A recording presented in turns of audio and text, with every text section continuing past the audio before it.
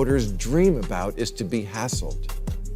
If you buy a shed at Costco, it comes with this warning. Warning, this product can expose you to wood dust. Wood dust. No kidding, which is known to the state of California to cause cancer. That's right, California thinks you're going to snort your shed.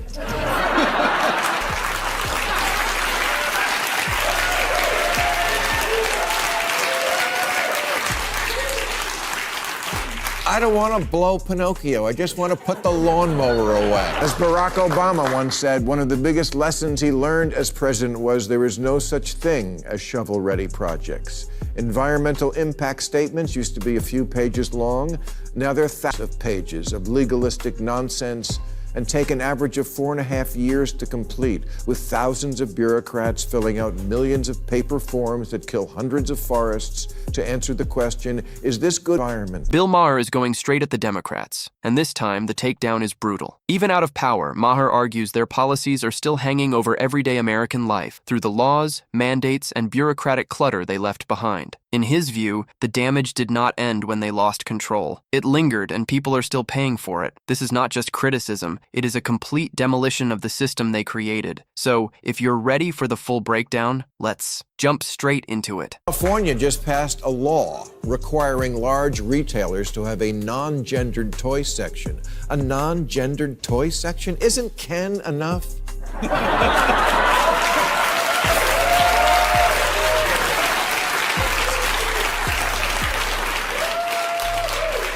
We need a law for that? You have to inject yourselves into everything, from where you can throw a frisbee to who can braid hair? This is why so many people, by the way, were triggered by COVID policies. They were already sick of rules.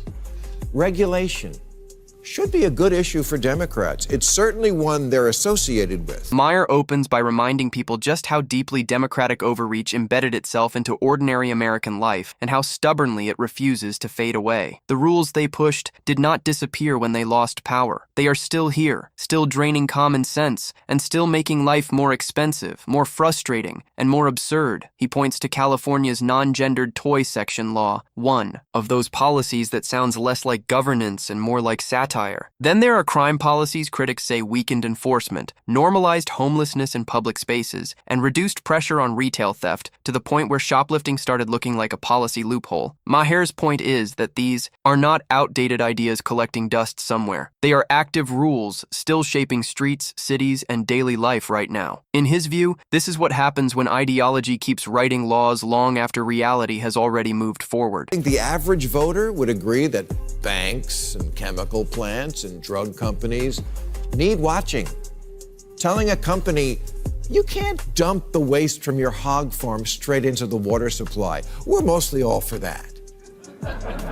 But Democrats have become a parody of themselves, just making rules to make rules because it makes you feel like you're a better person.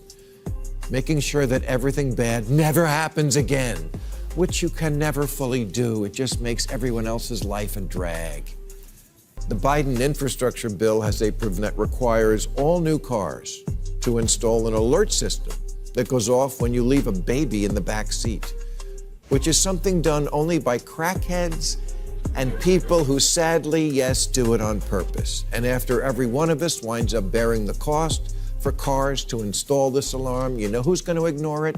Crackheads and people who do it on purpose. What makes Maher's argument land is that he is not attacking every regulation just for the sake of it. He draws a very clear distinction between rules that protect people and rules that exist mainly to make politicians feel morally superior. Seatbelts make sense, food safety makes sense, clean water makes sense. Nobody serious is arguing against that. But Maher's point is that Democrats stopped at solving problems a long time ago. Too often they started writing laws that looked compassionate, sounded noble, and made them feel virtuous. Even when those laws did little to improve everyday life, it became governance as performance, legislation as self-congratulation, and policymaking as a public display of moral vanity. And while politicians got to feel good about themselves, ordinary Americans got stuck with the bill. A sensor light is not going to fix this problem, and Democrats no longer possess the common sense to understand that not every problem in the world can be fixed with a regulation. But don't tell that to the advocacy groups who also want every future car in America to only start when the driver blows into a breathalyzer.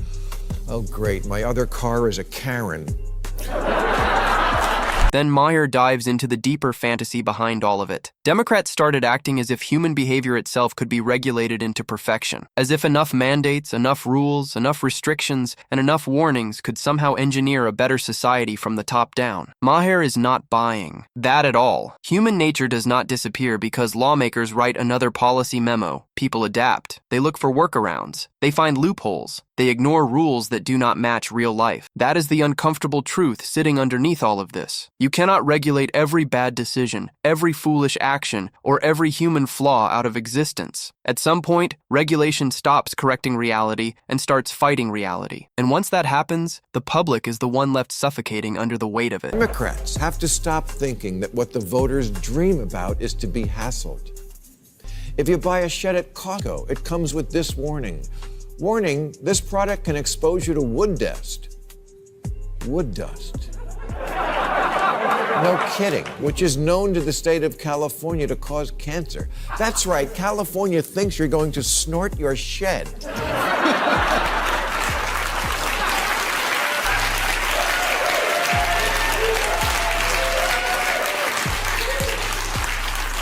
I don't want to blow Pinocchio. I just want to put the lawnmower away. From there, Maher turns to one of the most absurd examples in the entire monologue. California warning people about buying a wooden shed from Costco because of wood dust. On paper, maybe that sounds cautious. In reality, it sounds like a state so addicted to warning labels that it can no longer tell the difference between actual danger and bureaucratic theater. Maher's point is not that all safety warnings are useless. It is that this kind of context-free paranoia turns regulation into a joke. Instead of helping people understand real risk, it trains them to stop taking the system seriously. And once government loses that credibility, even legitimate warnings start sounding like one more exaggerated lecture from people who think every ordinary object in American life needs a disclaimer attached to it. Viewers of this program may recall my long battle to get solar power hooked up at my house.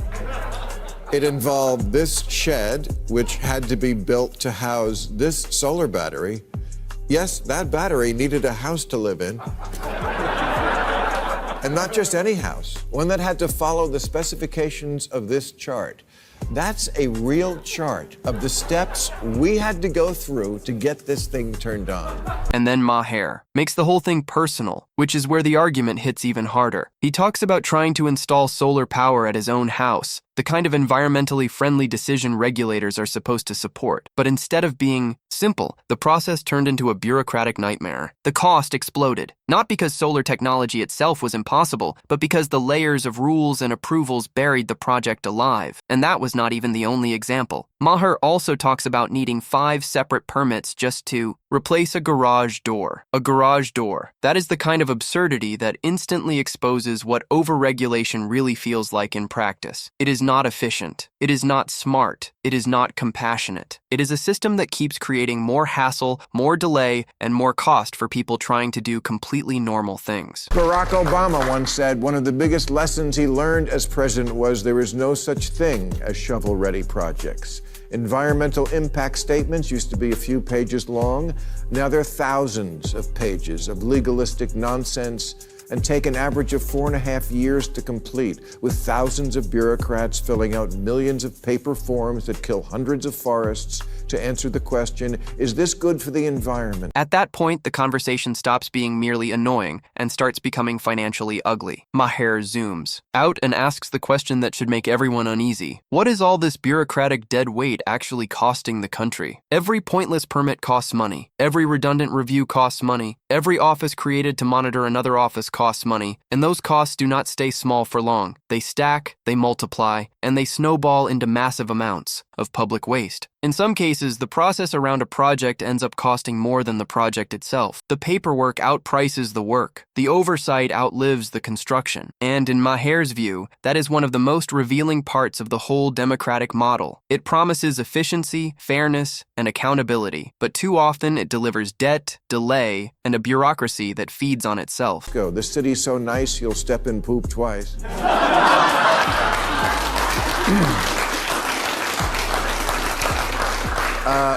There's an area where homeless people were urinating and defecating, and it was starting to annoy the people breaking into cars. So the city tried to build a public toilet last year, but then gave up when the cost hit $1.7 million. Not $1.7 million for a public toilet system. $1.7 million for one toilet. Then, Maher lands the example that makes everything click at once. San Francisco spending $1.7 million on a single public toilet. Not an entire bathroom complex, not some massive infrastructure system, one toilet. And that is where the real irony comes in. Bureaucracy always sells itself as the cure for corruption and waste. More review, more oversight, more layers, more approvals. But Maher's point is that the process often ends up doing the exact opposite. Instead of eliminating waste, it creates more places for waste to hide. Instead of preventing dysfunction, it gives dysfunction its own office, budget, and paperwork trail. What was supposed to protect public money ends up devouring it. And once a system reaches that point, it is not protecting the public anymore. It is protecting itself. It wasn't some magic toilet that catches your phone when you drop it. So then a private company took pity on San Francisco and offered to build them their toilet for free. But after, quote, project management, construction management, architecture and engineering fees, permits, civic design review, surveys, contract preparation, and cost estimation, the free toilet was still going to cost almost $1 million. You know, if you tack on fees like that, you're not a city, you're an airline. And this is where the whole thing stops being a clever monologue and starts looking like a lived reality for millions of people in California. Maher points to the high-speed rail project, one of the clearest. Symbols of grand promises, endless spending, and almost unbelievable failure. Billions poured in, years passed, and still no result that matches the hype. Then there are the wildfires, where critics argue the same maze of approvals and delays can hold up preventive action until the destruction has already happened. In Maher's view, that is what happens when bureaucracy grows so large that it starts blocking the very solutions it claims to support. At that point, this is no longer just inefficiency. It becomes a serious governing failure with real consequences for the people forced to live under it. Feels like San Francisco is actually proud of being impossible. Asked about the toilet, a spokesman for the Department of Public Works said, "We are a city of public input." Okay, but I'm stepping in public output.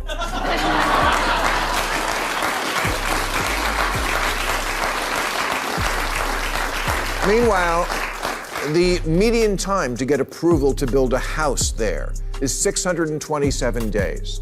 That's 217 days longer than it took to build the Empire State Building. You need 87 permits, 15 from the Planning Commission, 26 from the Public Utilities Commission and the Fire Department, 19 from building inspectors, 17 from the Public Works, 10 related to public spaces, and 1 from a guy in a t-shirt that says Federal Boob Inspector. By the end, Maher's message is brutally clear. From warning labels on garden sheds to million-dollar toilets, from garage door, permits to mega projects that never seem to end, the evidence is not subtle anymore. It is everywhere. His argument is that Democrats did not just pass a few bad laws. They built an entire culture of overregulation, bureaucratic excess, and virtue-driven policymaking that still weighs on American life long after they lost power. They confused complexity with competence, paperwork with progress, and moral posturing with results. And ordinary Americans are still choking on the consequences. That is why Maher's Takedown lands as hard as it does. Sometimes the most honest thing you can do is call out the rot, no matter which side created it. If you enjoyed this breakdown, hit like, subscribe, and drop your thoughts in the comments. Thanks for watching, and I'll see you in the next.